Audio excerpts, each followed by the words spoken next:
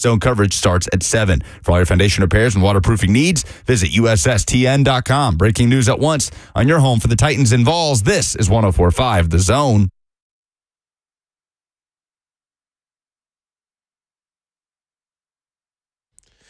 It's Friday afternoon. Blaine and Zach here on 104.5 The Zone. I'm Blaine, or wait a minute, he's Blaine. I'm Zach. Man, I'm Zach. You know what? I'm Zach. I'm Zach. You know what no, happened? I'm Blaine. Is that this morning I was on Ramon, Kayla, and Will, and how'd that go? It went really well. Oh, he messed up the name. But he messed up the name. Ramon called it Zane and Black. Oh, is that a band? Actually, I think that's what. I don't think we can say that in 2024. Yeah, I don't know, but I think that's what Robert had said that, or that's where he was going they with were it. Joking around. Okay, yeah. But I expect anything from Robert, yeah, right? but this is Blaine and Zach on 104.5 The Zone. Oh, man. Lifted up by All Four Seasons Garage Doors. We got a lot to get to today. A loaded show. We're going to be talking about Tennessee Volunteers. They had a big recruit commit to them today, but also last week. We're going to talk with Ryan Callahan of Go Vols 247 Sports on that. And then we're also going to talk to Mike Herndon, Titans analyst, very popular. Very wrong a lot of the time on football and other F words. He's frequently on that show. We're going to talk to him at 1:20 and at 2 o'clock. I'm going to give you a Titan stat of the day. And the first caller at 2, after I give you that stat to answer correctly, is going to win a one-night stay for 2 at Bally's Evansville Hotel, plus dinner for 2 at Bally Bet Sportsbooks and Bar. So that's pretty good because that is halfway between Nashville and Indianapolis is Evansville. So you can go there on a Saturday, Blaine. Sunday, go watch the Colts play. You can make a whole weekend out of it. Titans versus Colts, by the way, not just go watch the Colts. FYI, Evansville's like 4 hours from Indianapolis? No. We actually mapped it out. Yeah, we mapped it out. How far is it? It's 2.5 hours from Nashville, and it's 2 hours and 40 minutes from to Indianapolis from Evansville. That's pretty far. Yeah. So, I mean, that's halfway point between here and Indianapolis. So that's pretty good. Yeah, that's where Buck's from. There you go. Evansville, yeah. Maybe that will hurt people from calling in, keep people from calling in because they don't want to go where Buck was from. We may need to keep that on the do download. they still have a football team? Evansville University? I don't know. Because I'm bringing that up is because I went on a recruiting visit there. Oh, yeah? They were Division II at that time. I was only recruited by Division II schools. Oh, there the you go. Purple Aces. Yeah. Mm-hmm. So I got to visit. That's why I felt like it was so far from where I lived. I was like, it's 4 hours. Man, is that in Indiana? Their athletic director's name is Ziggy. That's the name of my dog. Is your dog the athletic director? Is that what you're saying? You should have saw Joe's face. He was like, oh my God. That is not what I was referencing here. But yeah, Ziggy, man, the Zig Master, man. He is in dog years like 14. So what is that? How old is he? I keep joking around like he's 90, but is that somewhere around in the right range? Yeah. Neil deGrasse Tyson has kind of like thrown a little wrench into it's usually 7 years times, but he says it's based on food, diet, and maybe, it may be, every day is like 1 week for one pet. And like he went through this, he's a lot smarter than me, and I'm probably I thought you were making us smarter here on the show, man. I was like, okay, well, what is his age? If he's 15, well, how old is he? By conventional methods, he should be in his 90s. Oh, is that true, Joe? No, it is, depending on the size of the dog. I said 90. He's 35 pounds. He's 35 pounds. So then he is 83. If he was 50 pounds, he would be 93. Oh, there you go. I never knew that. Yeah. Neither did I. Sometimes breed plays into it as well. Right. Okay, good. I didn't feel like I was a ding dong by myself. No, I had no idea. Yes, there's all kinds of new factors that have popped up to determine dog age. So they come up with, okay. Yeah. It's just like analytics. All I know is that I cook my dog's meals. You what? I do. I cook them. I make homemade dog food. Oh, you just stir it up. I mean, I grind up chicken thighs and all this stuff. I grind it, then I put peas and frozen vegetables and all this stuff. But 737-1045. How they're many living people forever. cook their dogs? They are living forever, Blaine. I'm doing everything I can to make them live forever. I am too. I'm walking my dog. I'm I do feeding that him all too. the time. I'm giving him snacks. like healthy snacks. We healthy up in our house. Yeah. So I'm not cooking in thighs and wings. Hey, I do want what to you know who cooked. You said the word cook. That Yeah, was the I cook. igniter there. I cook. That is fabulous. There's no way in heck. I mean, I do barbecue contests. I mean, I love to cook, so it's not an I like extra cooking chore too. for me. But I mean, I'm just trying to make them live forever. Oh man, I do. Oh man, cooking. I get the spin it, with the soft, mix it up and all that. But cooking him some food. I'm always giving him little snacks, off the grill there when I'm cooking. But nah, because then that's gonna cause a real huge problem on a daily basis. Yeah, that's why you're making his food, though. Yeah. So, no, man, I'd be interested to see who all cooks their dog or. Don't cook your dog. Do not cook your dog. No, cook the dog food. Dog food. That's what I said. Dog food. Yeah. So now I'd listen. be interested. That's pretty cool. Yeah. I love to know. I want to hear what they do and what they cook. Put it into the YouTube chat over in the F&M Bank chat for Zone TV on Twitch, Twitter, YouTube, Facebook Live. And, of course, Blaine said it earlier, but 615-737-1045. The Sobros Network here on the YouTube chat says, I've seen this man, talking about me, throw steaks on the grill for his dog at the Lion Spa and Resort. So when we cook a steak... So that's what we call them at my dad's house. Okay. So when we cook a steak, we'll throw an unseasoned one on for the dogs. Unseasoned. And no salt and pepper for the dogs. Oh. And we just then cut it up and then put it in their food. They love it. They love going to grandma and granddad's. Oh, okay. Yeah. I got you. Well, you know what? Man, I may want to be a pet of yours. Listen, for a day. I treat him but probably as a human better than I treat him really well. I'm gonna just season it though. I got to put some turmeric and other stuff on there too to make sure it stays nice and. Lonzo says I must live in wealthy Williamson because he makes his dog's food. I go You to do not Sumner. live in Williamson? I do not. I live in do, Sumner and I don't County. cook. Live in Sumner County. Sumner got big wigs over there too. Yeah. Yeah, see, I'm Sumner County. I just go to a Kroger and just buy food. I mean, I just cook it up together. But I make it in bulk, so you get, okay. You get I was going to ask you, give us something. It's not every morning. No, right. But, on occasion, let's just say twice a week. Yeah. What are you normally cooking? Okay, so I'll take chicken thighs. Okay. I take chicken livers and chicken hearts. Chicken liver. Or chicken gizzards. Chicken livers. Grind all that together because they got to get their iron, their zinc, and all these different grind, things. You putting it in a blender? No, I got a meat grinder on my little KitchenAid stand mixer. And then peas, carrots, spinach, white rice. And I kind of cook the white rice and if I have some chicken broth that we opened that we haven't used in a while, that's still good. I'll, cook it. So you putting that all over the stove? Yeah. You can do stove, slow cooker. I've done both. So, but I make about, it's about 11, 12 pounds of food in one go, and it only costs me $30 or $40. So yeah, it's way cheaper than what you buy dog food for. I know because it takes probably a month maybe. Yeah, and I got 2 dogs, and that lasts me about $90 for a big old bag of dog food. I try to stay on the healthy side of that. It costs me a third. Joe, don't you have a pet? No.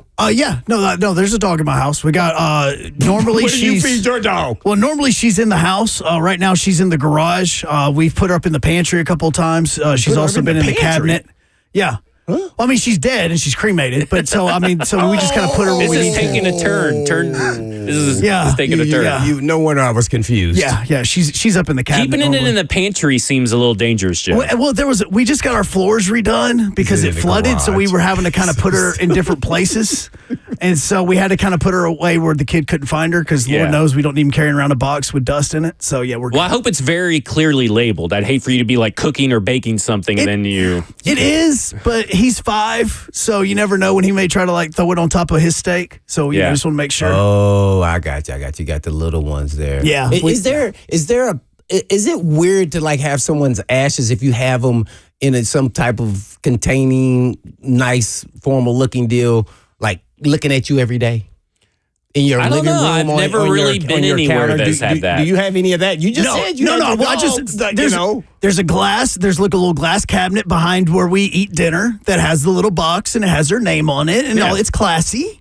We just don't have an urn sitting somewhere under the TV. Right. Where he can accidentally throw a Jolly Rancher or something into. Right. Well, I was talking next level, like a natural person. See, I've never been in a house where there has been. Would that be weird to you? No, it would not be weird to me. Yeah, see, I've never been in a house where has happened. Now, I want to be cremated, but I want my ashes spread somewhere. Oh, you won't tell us where? I don't know. I don't care. I'm dead. Oh, I do. I do. I do care. I don't care do where- care, and I have it in my will. So hopefully the Titans are listening. There you go. I can't put it over at this stadium since they're knocking it down. So I'm at the 50-yard line of the new stadium. There you go. It's always in there. Yeah. We could just go put it in somebody's house if it's in a loft or something, like right there where the 50-yard line used to be. Yeah, well, I don't know, maybe just there. I don't know where to end up. I was just talking about this yesterday at a Titans event. Actually, I was there on the field. This came up, and I said, I do have it in my will, though. So I'm going to have to change that and make sure. I said it'd be Nissan Stadium, maybe. Did you put it in the will while there was still grass? Because now they've got the artificial surface. And it's going to be mixed with coconuts. Yeah, so it's going to be a little bit of Blaine and coconut. when they're I'm stopping hoping that and my juking- ashes flick up into Yeah, that's some what I'm saying. Titan player, and then it just ignites them to a whole nother level. It's on their uniform. When you see in slow And motion, then I'll the feel pellets. like I did it. In slow motion, when the pellets come up, it's actually you. It's me.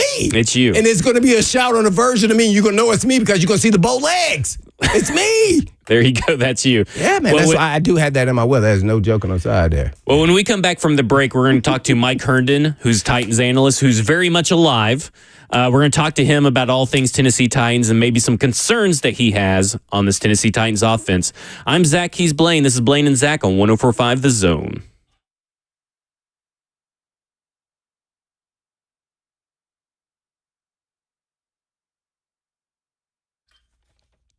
For many of you who have lived here a long time, you already know Eurofix has been in Middle Tennessee area for your European car repair needs now for 24 years.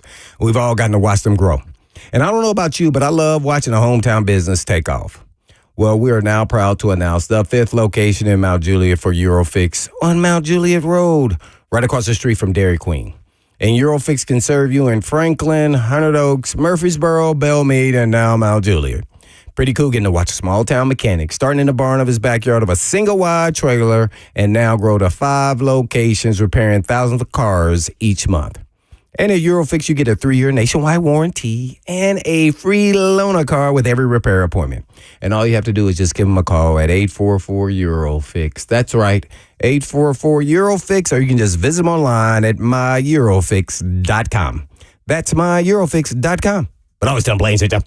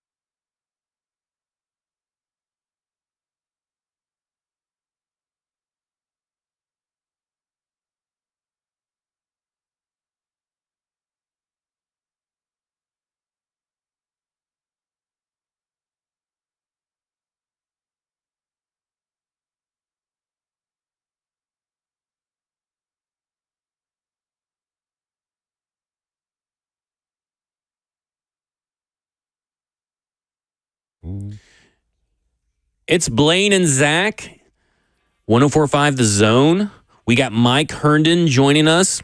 Mike, on Football and Other F Words this past Wednesday, we had a spirited debate about Rashad Weaver and Caleb Murphy. And Blaine yesterday on the show decided to say that both of them make the roster.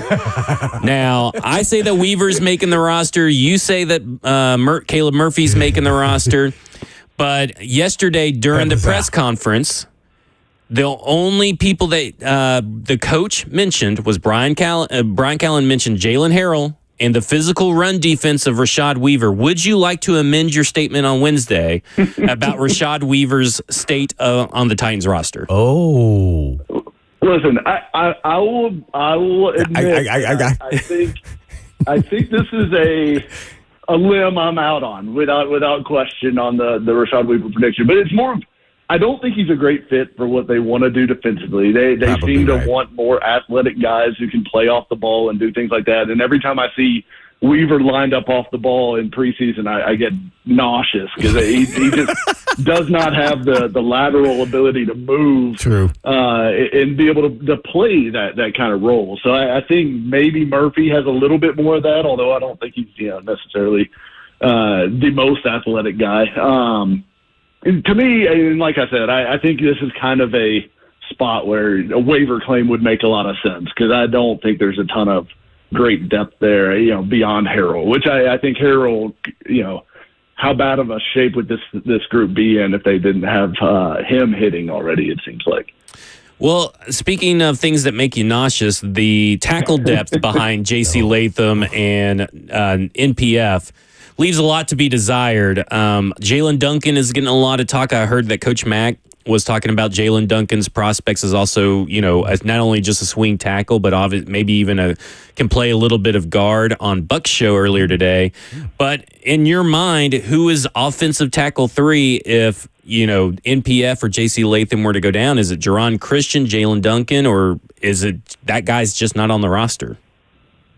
I think, to me, it's probably Jalen Duncan. Jerron Christian has experience, and it wouldn't be that surprising if, one of those guys went down in the game if they threw Christian in there just because, he does have a little bit more, experience under his belt in the league. I mean, he did play decently down the stretch for Cleveland last year, kind of got him out of the season without getting Joe Flacco killed during that stretch run for the Browns. So, I think it's not it's not the worst backup tackle situation I've ever seen.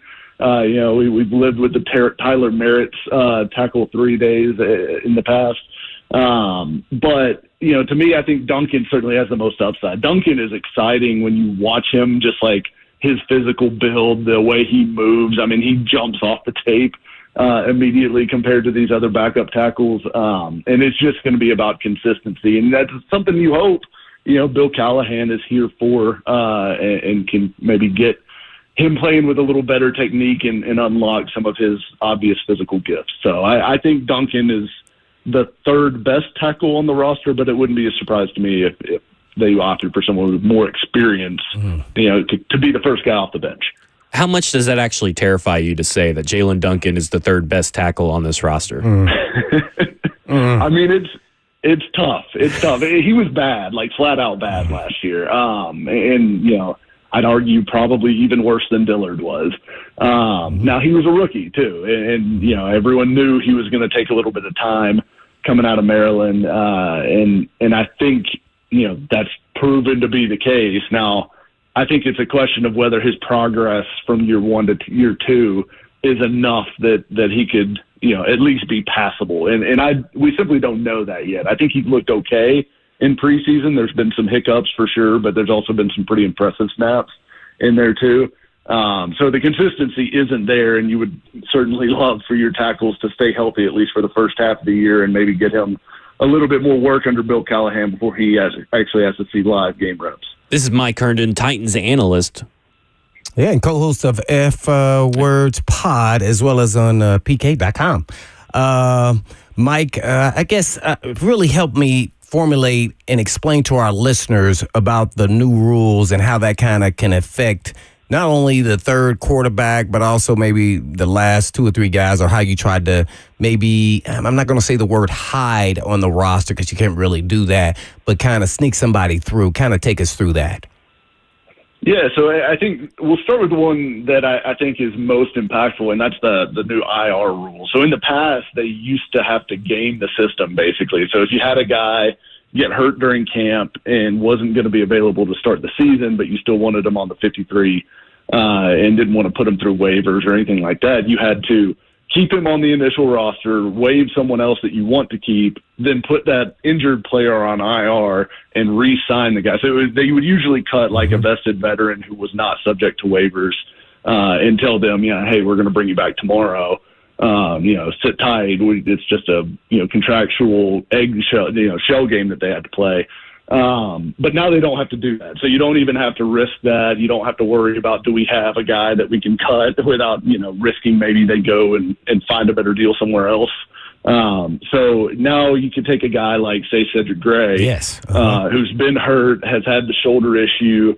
If it's going to be iffy whether he's going to be ready for week 1, I think you just go ahead and stash him on our IR, maybe keep James Williams and Otis Reese at that linebacker spot and have good enough depth and give Gray a little bit more time to, 1, get healthy and 2, get himself kind of into this defense. He's missed a lot of valuable time and will need some practice time to get up to speed before he's useful. Yeah, Mike, on that note, though, is there 2 different forms of IR?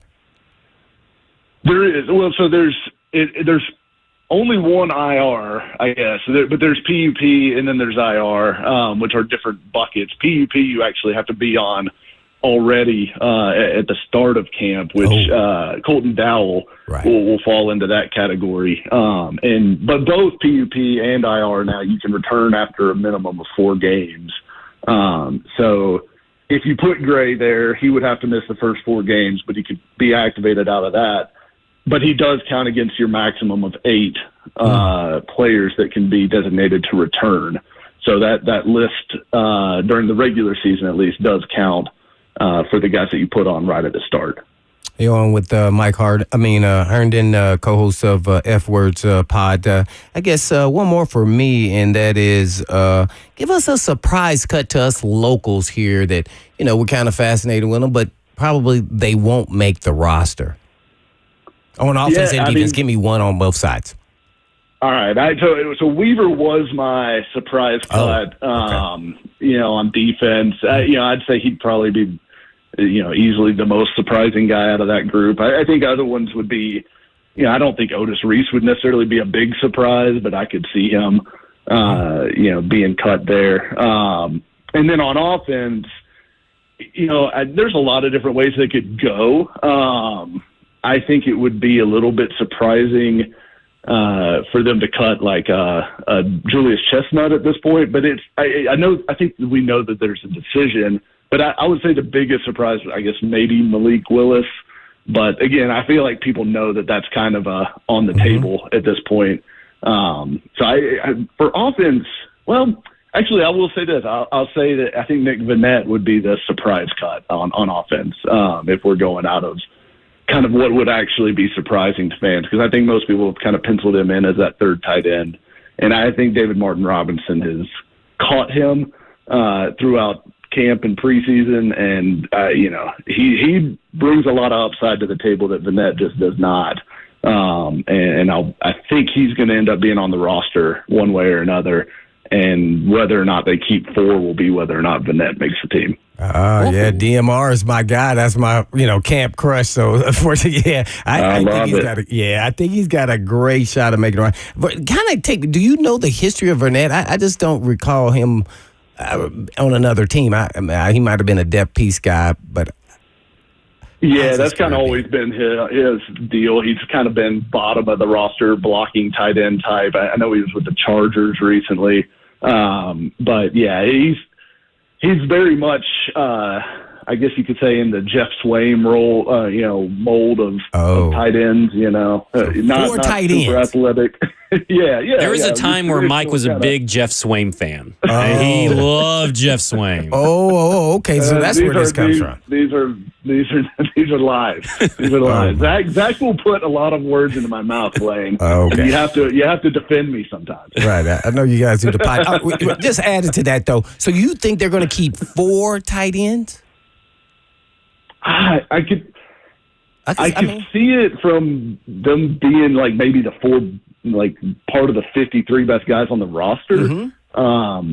But they're going to run 11 personnel, 80+% of the time, according to Callahan's history. So there's just not going to be snaps for 4 guys. Now you can use tight ends in special teams, so it's not like they're completely useless if they're on the 53 on game day, or I guess on the active 47 or whatever it is on game day now. But I don't know. I'm very much on the fence on that. I could see it going either way. I would lean towards 3 normally, but I kind of find it hard to find 53 guys that deserve a roster spot, frankly. And to me, Vanette's probably a mark better than, the 10th offensive lineman or the 6th defensive lineman or other spots where I might have stashed another player. Mike, after being too high on Chigakonkwo coming into the season last year, feels like now people are too low. They've swung the pendulum the other way and are too low on Chig this year, especially after a year where his reception percentage went up and it was the 9th best reception percentage out of tight ends with 70-plus targets. So I think it's a little overblown that he's a guy that can't catch, and it's up from his rookie year. It seems like maybe he was misused, or maybe having a former running backs coach be a tight ends coach may have hindered a little bit of his development. But do you think that people are a little too low on Chig? Not saying that he's going to light the world on fire, but I think he's going to be a bigger part of this offense than what people think. I know you're a Josh Wiley guy, and we've talked about Josh Wiley probably ends up with the most snaps. But do you think that Chig is probably the more impactful in the receiving game? I think he probably is. Like, if I was to bet, I would say, Wiley probably gets more snaps and Chig probably has more yards out of the two. I do think people are probably a little low on Chig. He had a rough start to the year last year. Those first probably, 6 or 7 games of the season, there were some drops in there. He just was not making an impact. And I think part of it was the expectations were probably too high after that first rookie season, and everyone kind of fell in love with him. I still think he's a good player, and he's going to have an important role because, frankly, they don't have a ton of run-after-catch guys in this offense. I mean, Ridley is fast, but he's not going to break tackles. Hopkins is not really a run-after-catch threat anymore. Boyd certainly isn't. So I think you're going to have to find ways to get the ball into guys who can make things happen, into the hands of guys who can make things happen. And I think Pollard, Spears, the running back certainly fall into that category. But then I think Chig would be the next one that you would want to use in the screen game, that you would want to use in some of that underneath stuff, and just let him go be an athlete after the catch. And I think he's going to have a big role, certainly. But I do think it's going to be very much like Wiley and Chig are going to split snaps almost down the middle, and they'll certainly have their own role in the offense. But yeah, I think Chig came on at the end of last year and looked a lot more like his rookie season self, and he's suffering a little bit from the whole Malcolm Butler syndrome of however you start is how people view you the entire year, and it takes a lot of time for you to get back to neutral if you start slow. Looking at the connection between Ridley and Levis, it's been very up and down and hit or miss throughout this offseason so far, but it has shown up in a game. But this entire offense is going to need time to gel. I think people are expecting 30 points per game right out of the gate. What do you think is like a appropriate time frame before fans should get concerned? Like, is it 4 weeks they should start getting concerned if they don't see improvements and see connections on the field that we need to see? Or is it going to be like 8 weeks? How long are you giving this offense, and how long should fans give this offense? Yeah, I'd probably be a little bit more on the patient side of waiting until probably 8 weeks, into the middle of the season before really starting to panic if they're not finding their footing by that point. I'd maybe November, I would start to be concerned. But yeah, I mean, it's a ton of new pieces. I mean, you've got 4 out of 5 starters on the offensive line did not start last year. You've got a new starting tight end in Josh Wiley. Obviously he was here last year, but in a different role, and obviously it's a brand new offense. You've got new running back, you've got new wide receivers, so it's a lot of new pieces and parts, and it is going to take some time before they're they don't have the built-in reps that a lot of these established offenses do, where they know these guys and their tendencies and how they come in and out of breaks and things like that, like the back of their hand. So it'll take some time to work through. It's been good that besides Hopkins, they've been mostly healthy through camp with the first team. I think that's helpful, but we'll see. I think it may take a little bit longer. I'm with you that it might take a little bit longer for them to develop that chemistry than people might be wanting to see. What you termed James Williams in a clip a goblin. And I want you to talk a little bit of James Williams and what you've seen on the field so far, and what you think how long can they keep him on the bench, essentially? Because it feels like he's going to be seeing the field or seeing snaps sooner rather than later. Yeah, I've loved what I've watched from James Williams. I had a friend in college who was, you've heard the term likes to fight guy. I had a friend in college like that. Well, James Williams is a like-to-fight linebacker. He is all about contact. He loves mixing it up, and just he'll hit people for no reason at times, which I think is exactly what you want in a linebacker. But physically, he is impressive. I mean, like 6'4", 230 pounds with long arms.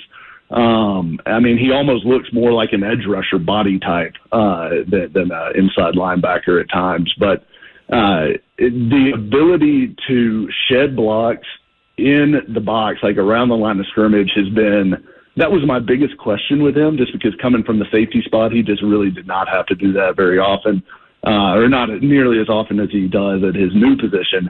But in preseason, that has not been a problem at all. He has gotten off blocks regularly. He's been more impressive than what I would have expected from a instincts and reading a play standpoint. I'm super encouraged by what I've seen from James Williams so far, to the point where I think they cannot cut him. And I wouldn't have said that coming into camp or preseason, certainly. So I'm excited. I don't know how quick he's going to get on the field, because I think in a lot of ways he is similar to Kenneth Murray. And unless Kenneth Murray is injured, he's going to be playing the Kenneth Murray role. And I'm not sure how much you would want to play those two guys together. But he's very interesting, and I think he's very much in the mix to be the guy that would replace Kenneth Murray if he was to go down with an injury at some point. This is Mike Herndon of Football and Other F Words and Titans analyst. Well, we're talking about linebackers here, Mike. What about Chance Campbell versus Gibby? Is there any shot that he could be the starter? Dare I say? It's based on preseason, you would say certainly yes. Now, I don't know in practice if it's as consistent with Campbell as what we've seen in preseason, but the preseason glimpses we've seen have been eye-popping. I mean, he's explosive, he's fast, he's making plays left and right. And he's doing everything. He's blitzing. He's playing in coverage. We've seen him do positive things in every phase of the game. So, Gibbons, we've just seen a drive and a half, 2 drives, something like that, I think, of him so far. It wasn't great, like those drives in preseason, but again, that's a super small snapshot to be looking at to make a big takeaway for him. He's limited. He's more limited physically than Campbell is, certainly. But, by all means, it seems like he's a super smart guy, super intelligent, and coaches love that when they can trust a guy. And I'm not sure if Campbell has that same level of trust that Gibbons has. So I think it's probably getting closer, but I'm not quite ready to call that a full-on starting job battle right now. All right, last question for you, Mike. What's more embarrassing? The Texans having swarm in big giant letters in their training room when it stands for Special Work Ethic Relentless Mindset, which is SWERM, SWERM, not swarm. Or everyone going insane regarding Anthony Richardson and Shane Steichen after the first drive where he scores a dink and dunk touchdown down the field, only for him to go on to have a pick six and 3 more drives that end in a punt with 2 3-and-outs mixed in there. So what's more embarrassing? And a fumble mixed in there. Yeah, yeah, fumble too. I will say I'll go Swerm. Swerm is horrifically embarrassing. If you're gonna go with an acronym, you have to make it actually work. You can't just pretend one of the letters is a totally different letter. So I think Swerm is more embarrassing, though.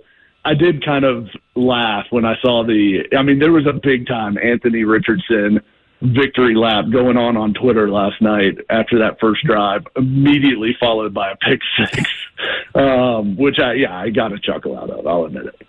Well, thanks for joining us, Mike. That's Mike Herndon. You can hear him on Football and Other F Words when he's able to make time for us over at Football and Other F Words every Wednesday at 9 p.m. over on the 104.5 Zone TV, YouTube, Twitch, Twitter, and live every Wednesday. Thanks, Mike.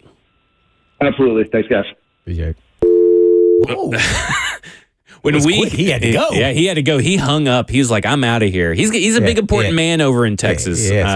When we come back, we'll have a little bit of reaction to that and talk about the Tennessee Titans offense, some concerns and roster bubble players. I'm Zach. He's Blaine. This is Blaine and Zach on 104.5 The Zone.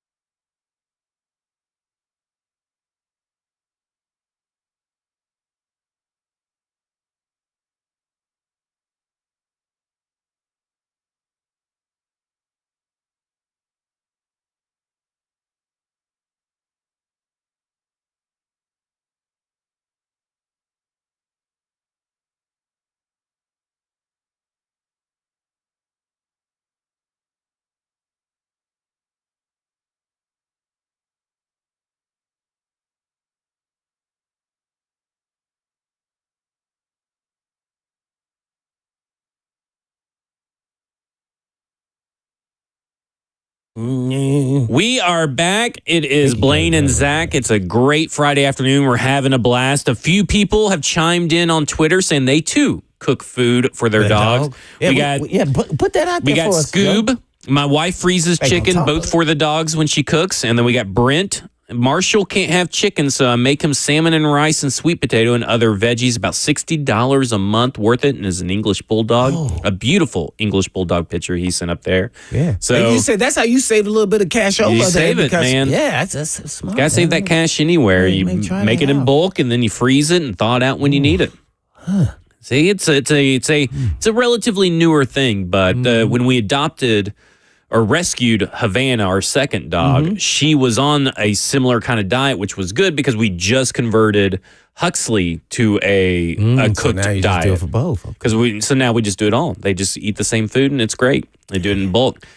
This is Blaine and Zach, not a dog, sports show or anything. But listen. And we got a mohawk too. We got Joe behind the glass. I do not cook food for my dogs. You cook food for yourself. Yeah, we're presented by All Four Seasons Garage Door, and of course you can interact with us on the YouTube chat or the Zone TV chat over on YouTube, Twitch, Twitter, and Facebook Live.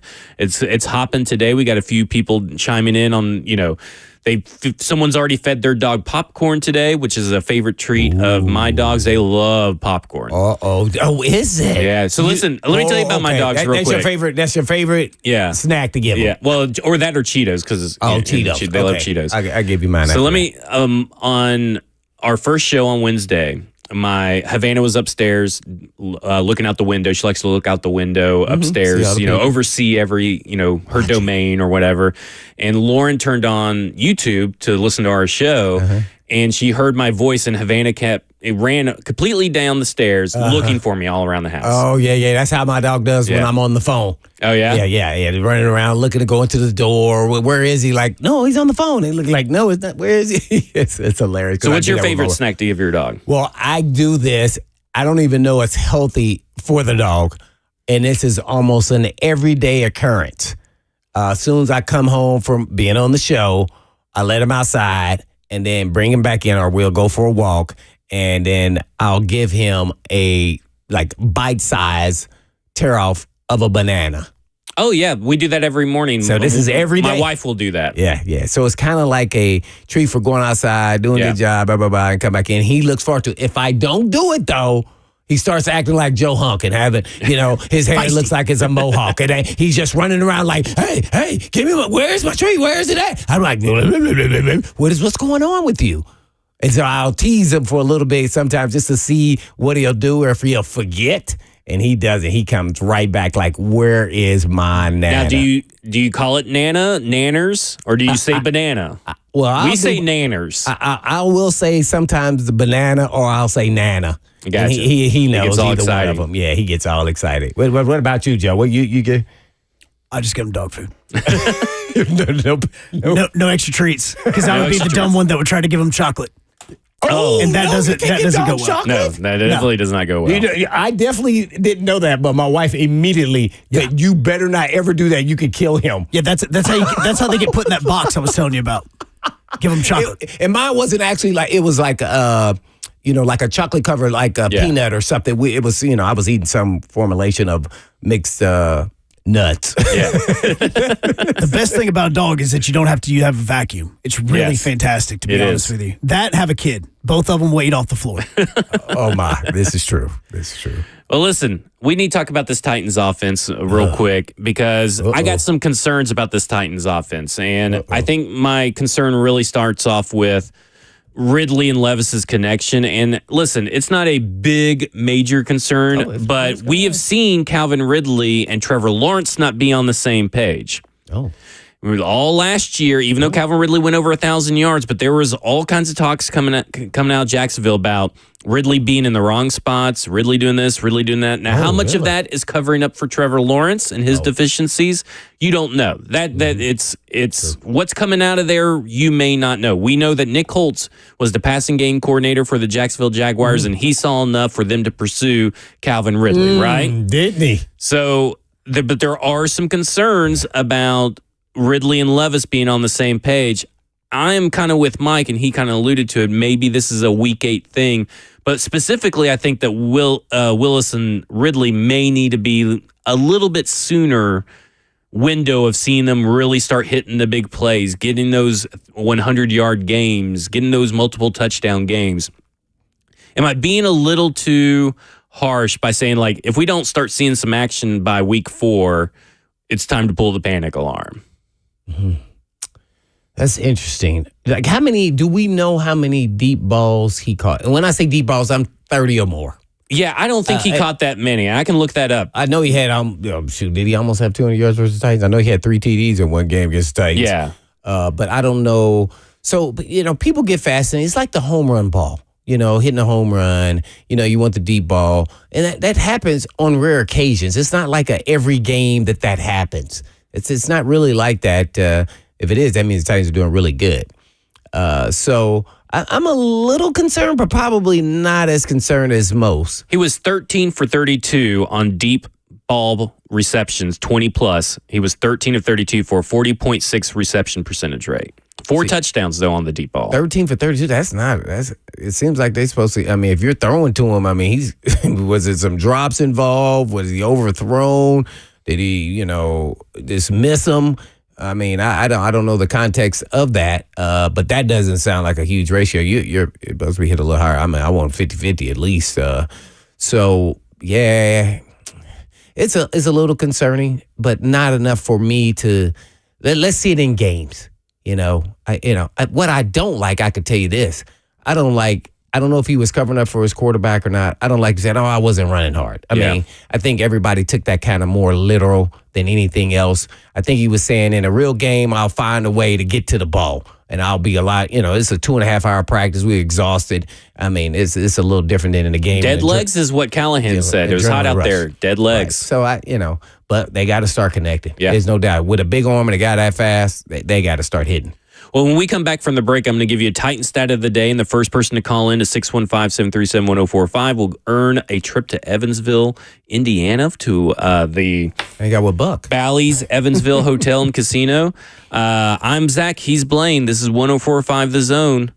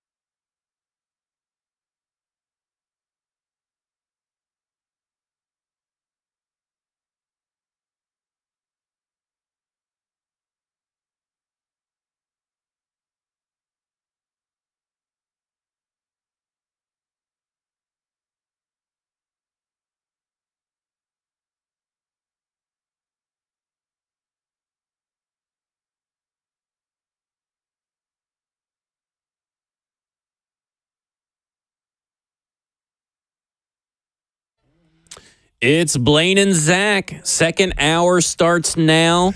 I'm Zach. He's Blaine.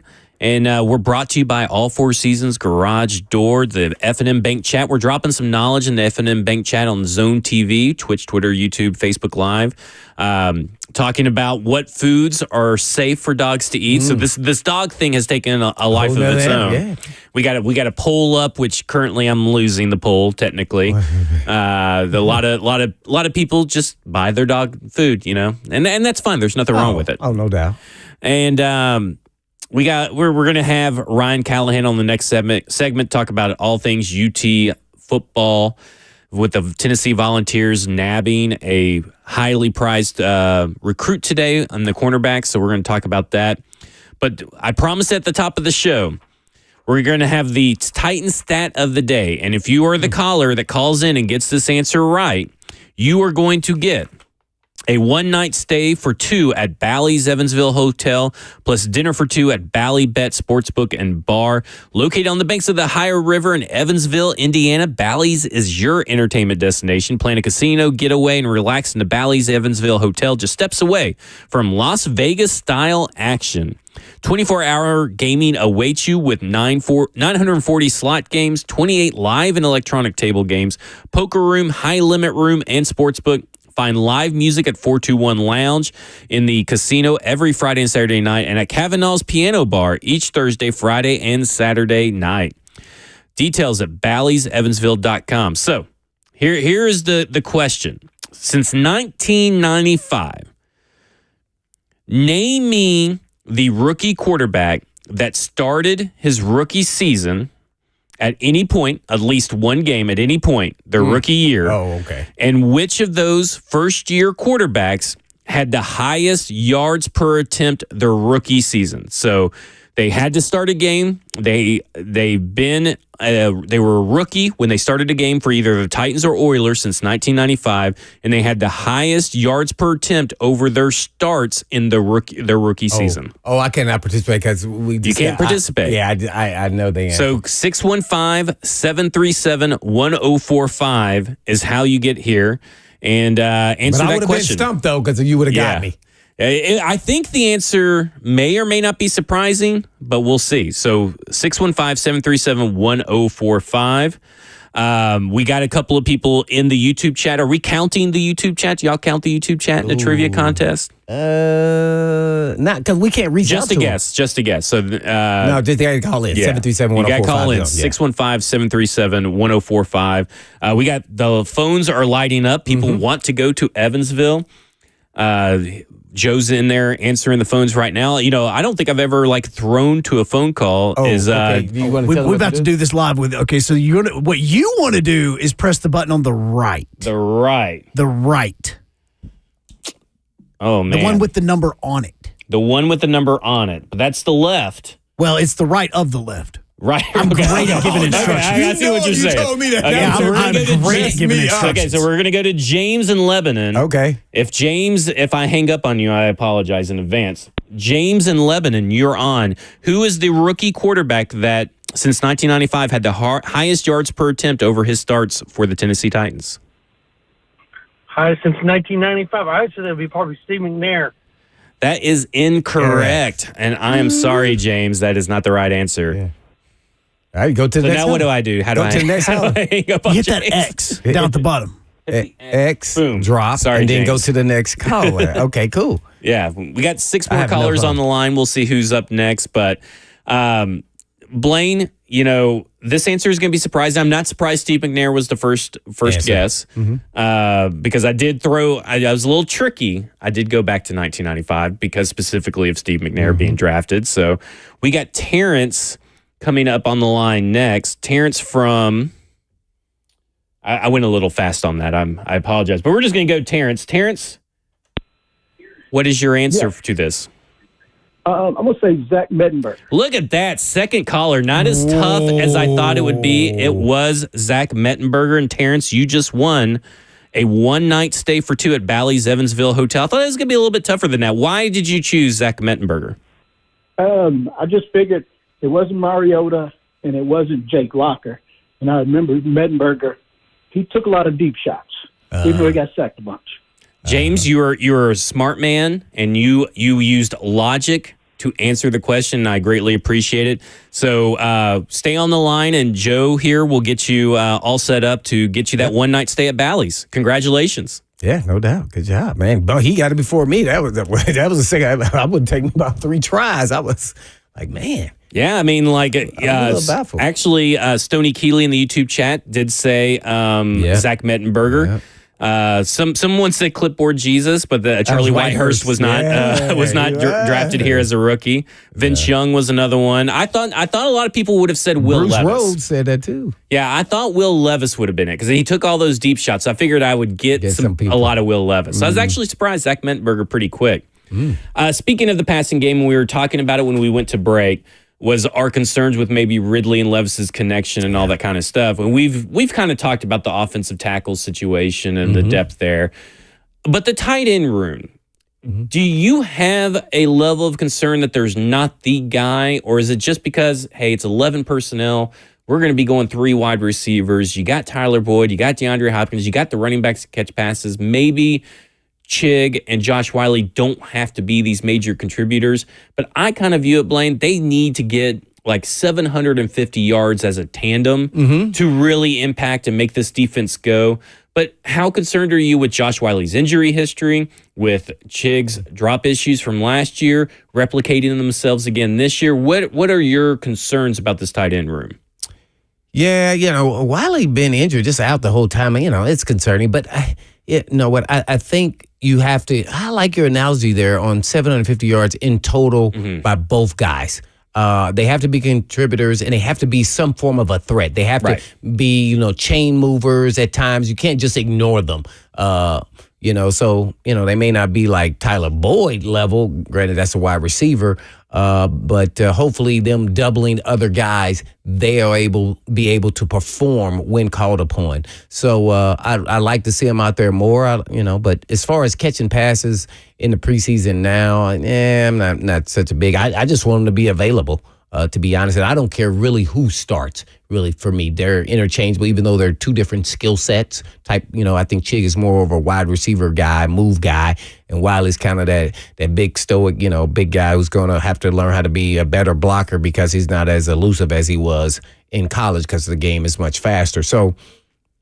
And he has height, he has length, so he can be a big target in the red zone or for first downs or whatever you need. So I think both of them bring something to the table. They have to combine, probably catch at least 60 balls. So for me, when I start crunching the numbers, talking about this tight end room, because the big talk has been 3 wide receiver sets, 11 personnel sets. 3 wide receiver sets also means it's a tight end. Right. And so I kind of look at it, and then I looked back through the Bengals' history under Ryan Callahan when he was there and kind of looking at it. I'm like, a quantifiable goal for this tight end room is 750 to me. Because if you get more, then that's great. Right. If you get less, you better hope that there's someone else that's picking up the slack. Because maybe the running backs. Yeah, maybe the running backs. That's generally been, when you talk about trying to get Will Levis to 4,000 yards. Okay, DeAndre Hopkins could probably still get you 1,000 yards, but, you can't really rely on it. Calvin Ridley should get you 1,000 yards. You're kind of talking like 1,900 to 2,000 between the two of them. Tyler Boyd, his receiving yardage has gone down every year over the last 3 years, so you're probably expecting 700 yards from him. Yep. So you went to get to that, magical 4,000 number. People are going to have to start contributing outside of Calvin Ridley and DeAndre Hopkins. And so to me, I look at it and I go, we know the running backs are going to be involved. They were involved in the preseason game, but Josh Wiley has got to stay healthy. But Josh Wiley should be able to contribute with his catch radius, his chemistry that he has with Will Levis that's being built by last year. Because you got to remember, when Will Levis was on Team 3 or QB3 or QB2, Josh Wiley was his tight end during those drills. So they built up this rapport. They've been building up a rapport all off season. Chig has been there at all these events. But Wiley's been injured. So, if it's Nick Vannett and Chig, then Chig may have to carry the bulk of that load. Curveball. You going to go DMR and Chig? Fact check me.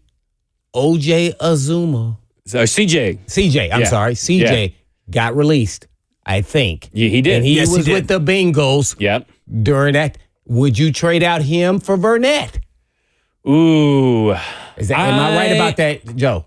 I don't. Oh, think, he did. Yes, he did get released. He did get released. Just released. I don't think I would because it'd be CJ and Chig are closer than the same than what Vanette and Zuma are, in my opinion.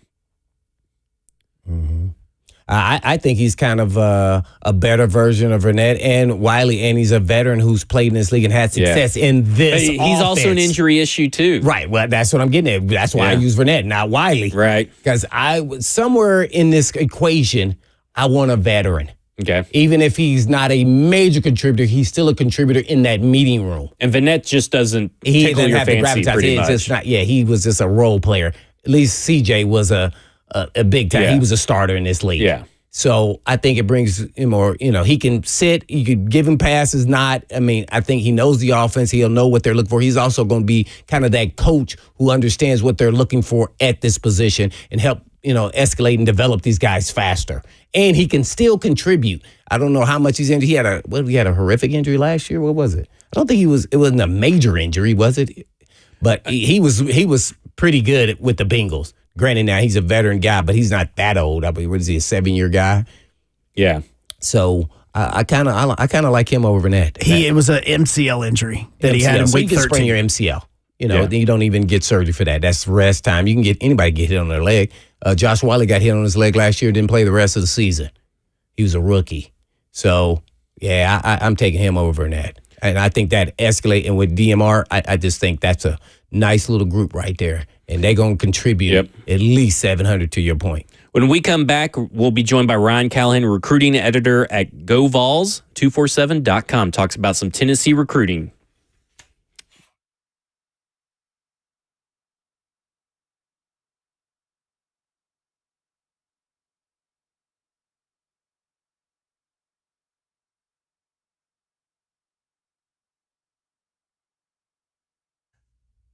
Hey, Tennessee. Summer's in full swing, and Cool Rate's here to make sure your home is ready for all the fun and the sun. And we got some sizzling deals that will keep you comfortable and worry-free all season long. So ensure your family stays hydrated and healthy with free water quality testing, because nothing beats a refreshing drink of pure water on a hot summer day. And Cool Rate also offers a $149 main sewer line camera inspection. And right now, they also offer 15% off whole home dehumidifiers, as well as $500 off whole home generators. So let Cool Ray take care of your home so you can focus on making memories. So call us today and take advantage of those scorching hot deals. Cool Ray, your trusted partner for a cool and comfortable Tennessee summer. And all you have to do is visit CoolRay.com. Cool Ray, keeping Tennessee cool, plumbing right, and always lights bright.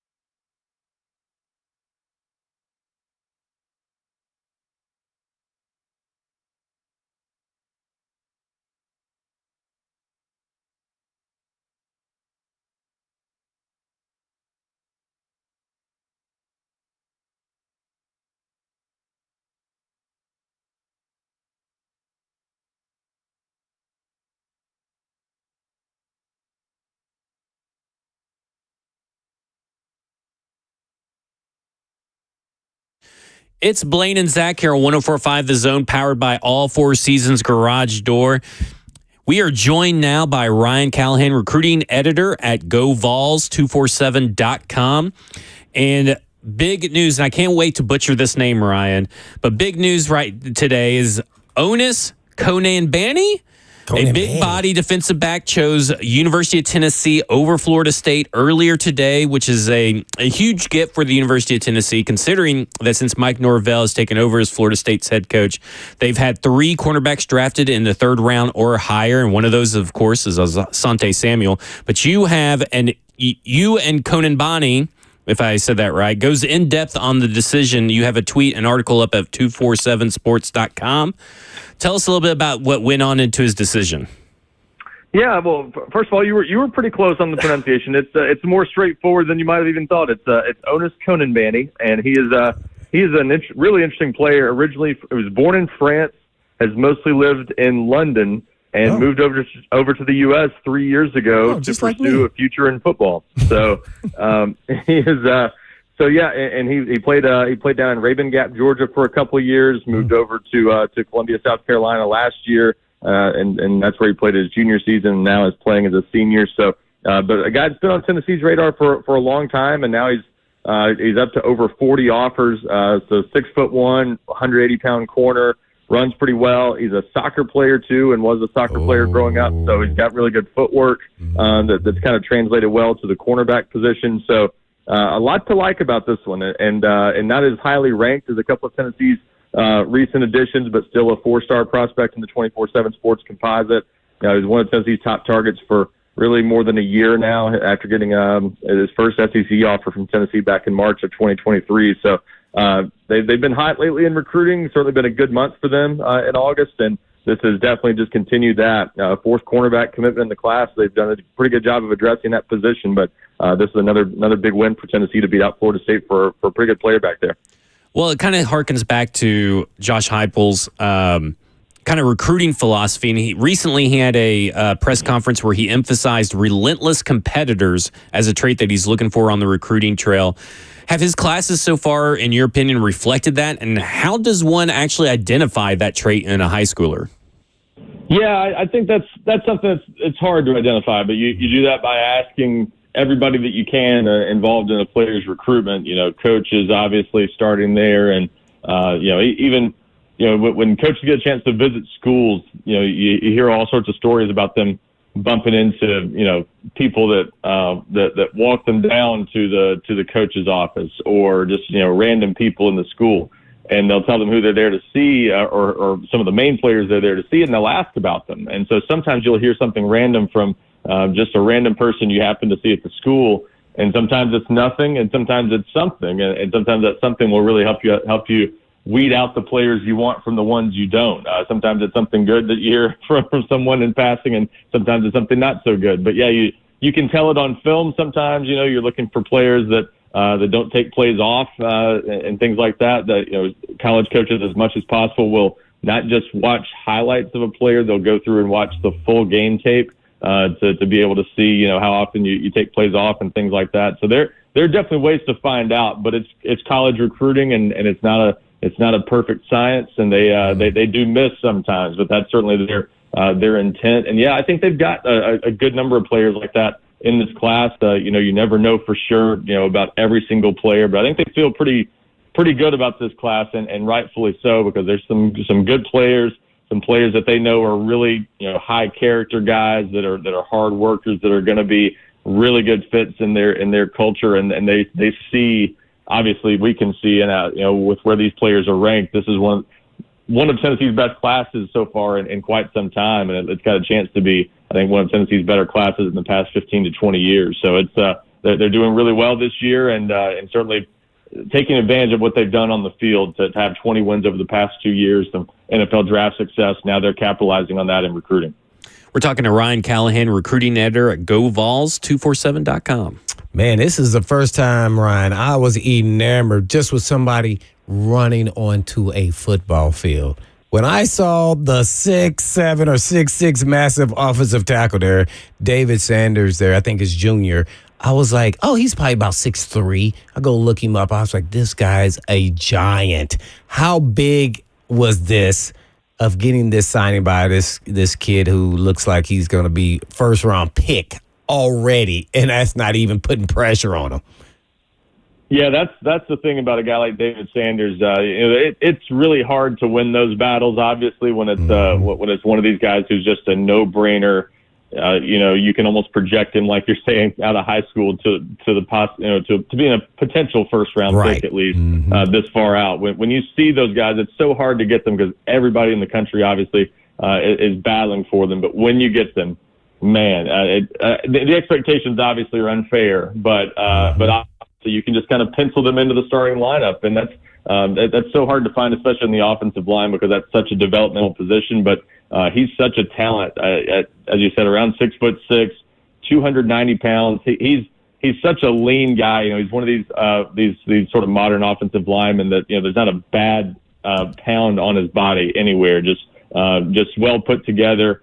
I saw him at a camp about a year and a half ago. I think he was 255 at that time, and that's often what these leaner athletic tackles look like when they're sophomores and juniors in high school. So he's put on nothing but good weight. He did all that despite having a shoulder injury last year, a labrum injury that kept him from doing as much weight room work as he would have liked at times in the past year. So he's going to be 310, 315 probably in no time, once he gets into a college weight room especially, and he's probably going to be a day one starter or have a very real chance of being a day one starter for Tennessee. And he's athletic enough that he's, as our analysts have said, he could probably be a defensive line prospect and still be a top 250 player in the country. So he's just a really good athlete. Put him in at right tackle maybe next year if Tennessee still has Lance Hurd at left tackle.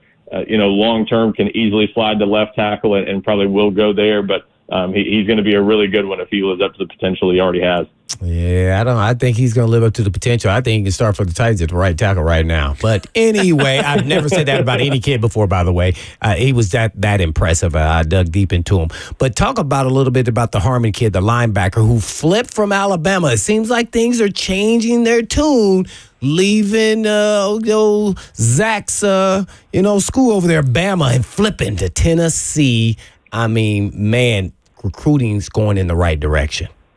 No, that's the thing. Yeah, last weekend alone, a couple things that don't happen too often for Tennessee to get a player of David Sanders' caliber. And by the way, to put it in perspective, Sanders, and we list we have a cool feature on GoVols 24/7 where you can look at the all-time commitments and sort of where they rank over the past going back to 2000. That's as far back as we can go in the internet era, sort of. And in the 24/7 Sports composite ratings, going back over that time, David Sanders is currently the second highest rated player Tennessee's landed since 2000. So that's obviously putting him in pretty rare company, ahead of Eric Berry, ahead of Nico Iamaleava. So if he obviously lives up to that kind of potential, Tennessee got a really, really good one. But then the next day to do something even more rare on top of that, or maybe even more rare, to flip a player from Alabama, and it's not somebody they just were kicking to the curb. This was a guy that Alabama would have loved to hold on to in Jaden Harmon, and top 247 prospect out of Rome, Georgia. Got Tennessee pursued pretty heavily for a long time before he committed to Alabama.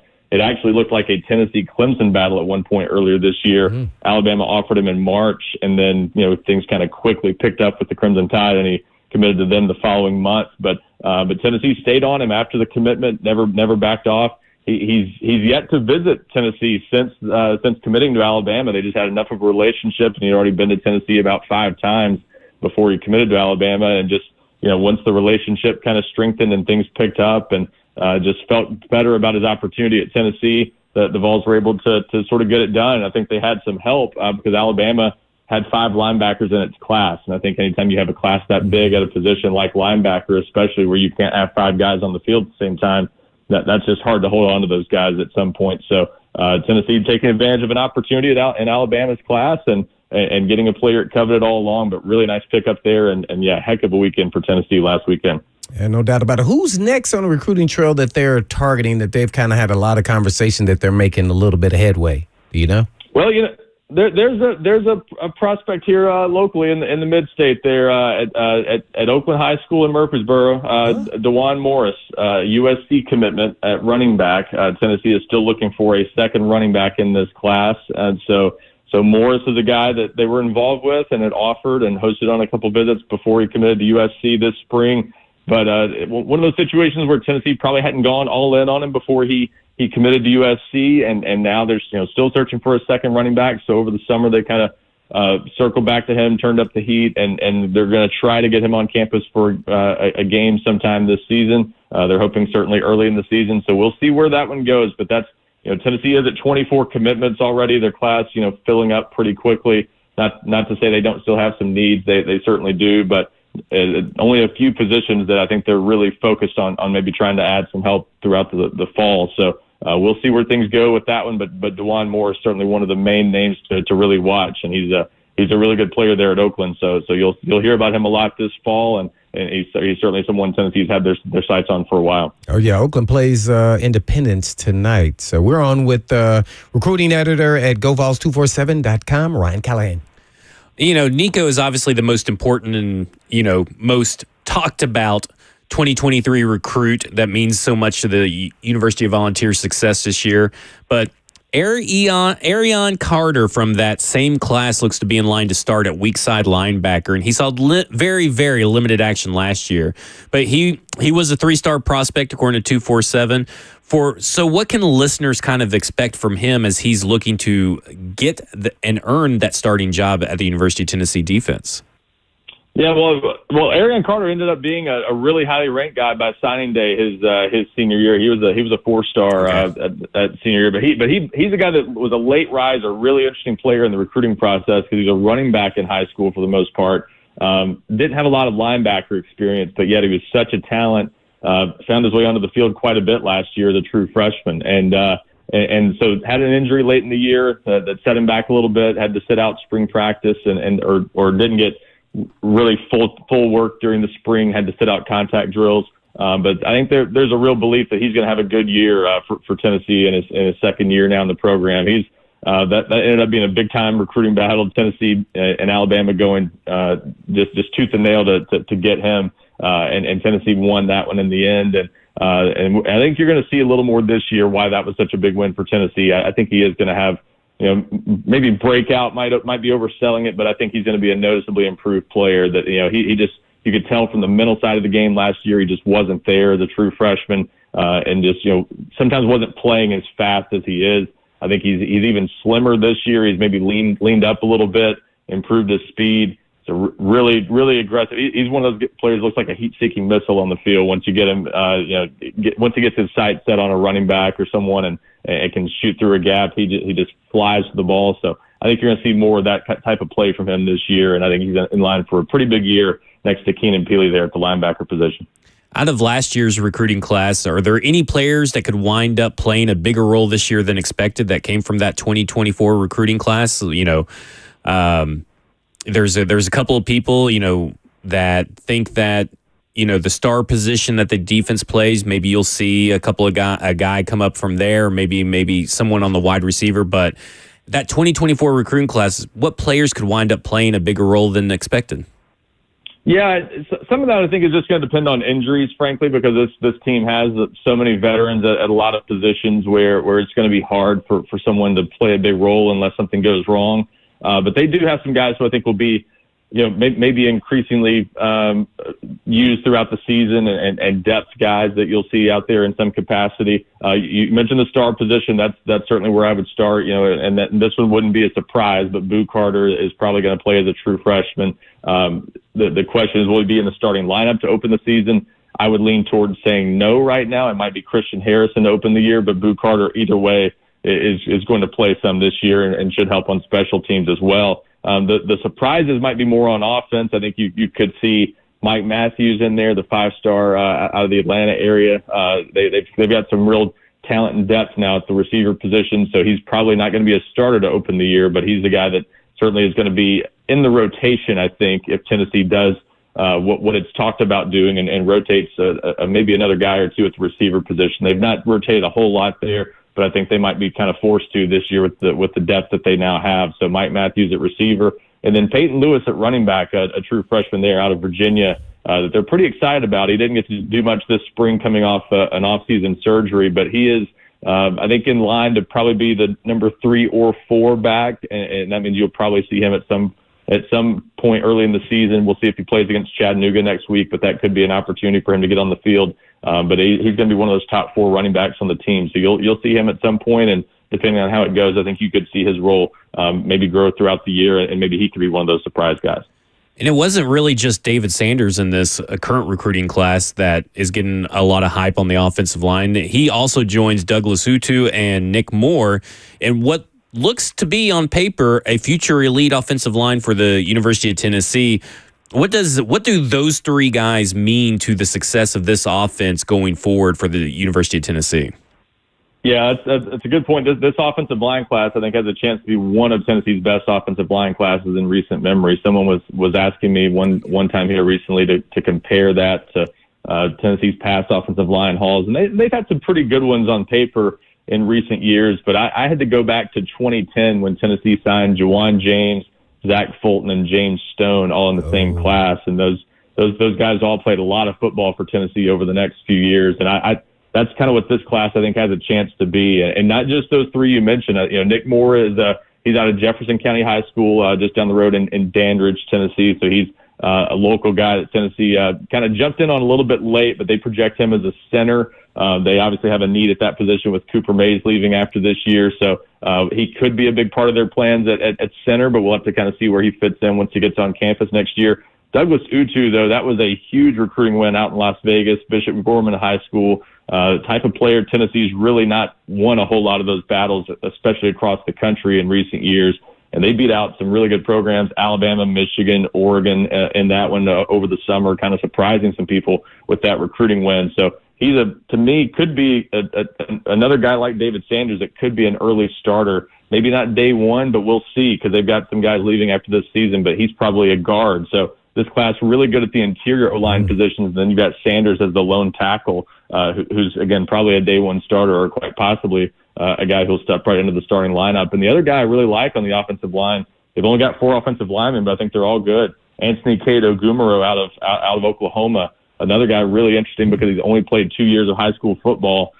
Massive upside on him, and he's still just kind of figuring out how good he can be. So he's another guard I think Tennessee's pretty excited about. It's a really good offensive line class, and certainly one of the strengths of Tennessee's class overall. We're talking to Ryan Callahan, recruiting editor at GoVols247.com. Well, let's first start off, Ryan, with, do you think the injury report in the SEC will pass, and what will it look like, and will the coaches still not give any information if it does pass? Yeah, I don't know. I'm getting a little skeptical on this one. I think it's a big deal. I think it's something that needs to happen because it's the whole cat and mouse game that coaches like to play with the media has gotten a little out of hand, I think. And what you're protecting against, of course, is gambling. I think gambling is it's going to become a real concern here for college athletes. There's too much temptation out there for players and the people close to them to try to benefit from this if you have less information out there on injuries. So that's one of the things that you worry about, and that's why I think there is some sense of urgency to take some action on this. I'm just not sure they're going to be able to nail it down in time for this season. So we'll see. They were optimistic a few weeks ago. The fact that it's not gotten done just yet makes me wonder if it will. But if it does, you wonder if and Josh Heupel's kind of in the Bill Belichick camp of he'd rather tell you what his social security number is than tell you what the injury situation is. I think he would be tempted to just list everybody dinged up at all as questionable and let everyone figure it out. So you still might have some things like that might not totally follow the spirit of the rule if it gets to that point. But just to have some transparency there, I think would be a step in the right direction. And we'll see how coaches handle it if it gets to that point. But I think it's something that's probably needed, just given kind of where we are with the whole gambling scene in college sports. Well, speaking of an injury, Sampson, how's the running back doing real quick before I go back to Zach? Yeah, Dylan Sampson's doing fine. He's been held out a little bit, obviously, that during camp, had a little bit of an injury, but nothing major, and I think they expect him to be okay. So I think you'll see him out there next week against Chattanooga. It's just a matter of how much. So won't be surprised if he plays a limited role in that game. They've obviously got to worry about NC State in week 2, a team that some people view as maybe a dark horse playoff contender. So that's where I think you'll see them maybe ease off the pedal with him a little bit next week if they get the opportunity. But that's the expectation, is that he should be out there and should be at least available for that game to play a little bit. Just a matter of sort of what his workload will be. But I think they were thinking all along, even though he did suffer that injury during camp, that he would be fine. Just sort of a minor injury they needed to nurse for 2 or 3 weeks to make sure he was okay for the opener. One last question, and it's not really a question, it's more of a statement. And look, Alabama fan right here. I know that this is a orange, bleeding orange station and all the listeners and everything, but I think we can all come together and agree on one thing. That from here on in, Texas should be referred to only as UT Junior. Don't you think? Oh, UT Junior is Texas. That's man. Some people really got carried away when they saw that the SEC Media Days press release had Tennessee listed as TE or as UT, and Texas was listed as TEX. So you might be onto something there in terms of how the SEC officially views it. But no, that's going to be a hotly contested thing. Some people have asked me about potential rivalries with the new members of the SEC and whether Tennessee and Oklahoma will have one, or Tennessee and Texas. I think a lot of people are going to want to make Texas a rival because they tend to ruffle feathers everywhere they go. But that's one I'm looking forward to seeing. Tennessee and Texas could be an interesting battle of the UTs when they do cross paths. Yeah, that'll be great. Thank you for joining us, Ryan. Ryan Callahan, recruiting editor at GoVols247.com. He has an article up talking about the new recruit, Onis Konanbanny. So make sure you go check that out over at GoVols247.com. We're going to break. Final segment coming up. I'm Zach. He's Blaine. This is 104.5 The Zone. UT Junior.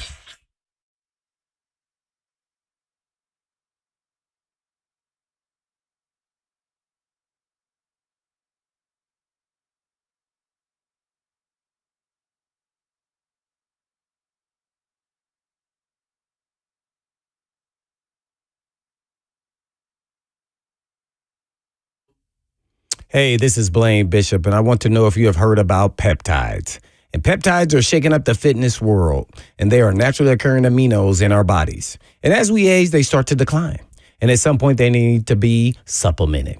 And this is why our workouts can stop being productive at the gym. And maybe you feel like you hit a wall, or perhaps you feel tired all the time, or maybe you feel like you're struggling to stay awake when you get home from work. Well, if you have the thought that this is just the normal part of aging, it doesn't have to be that way. And I started noticing my energy level low. And I had heard about peptides on this station for a very long time. So I finally went to Edge Peptide to see what was all the fuss about. And I learned a lot about what was going on in my body from the blood panel they did. They customized a plan specific to my needs and what my body was actually lacking. And now I've noticed all the energy that I have and the focus while I'm on air. And I'm so appreciative of it. So when you go to Edge, you all know exactly what is going on inside of your body and what it needs to do to get back to peak performance. So feel better from the inside out. So go to edgepeptide.com. Yes, that's edgepeptide.com, or you can just give them a call at 615-724-1878. That's 724-1878.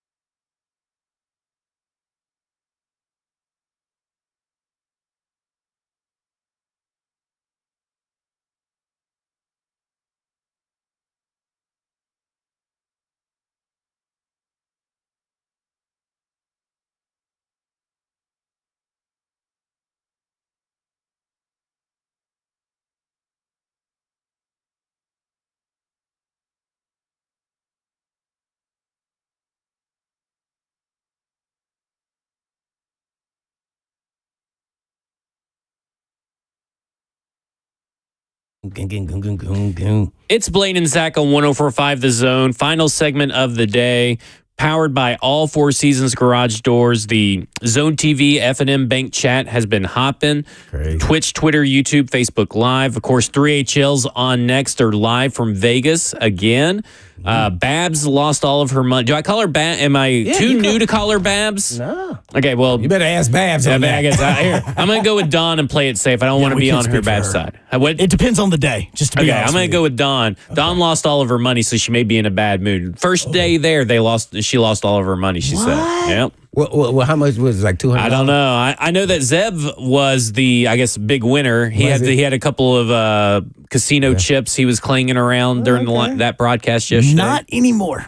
Not anymore. A lot can change in Vegas in a few hours. I put in the chat. I was listening yesterday. I put in the chat. Gambling's overrated. I'd just be at the pool all day. Ooh, that's where. Nice. And they're at the pool at the Hotel Circa, where there's the pool with all the TVs and everything. It's the sports book pool or whatever. Yeah. They also have other pools there too. That's kind of not.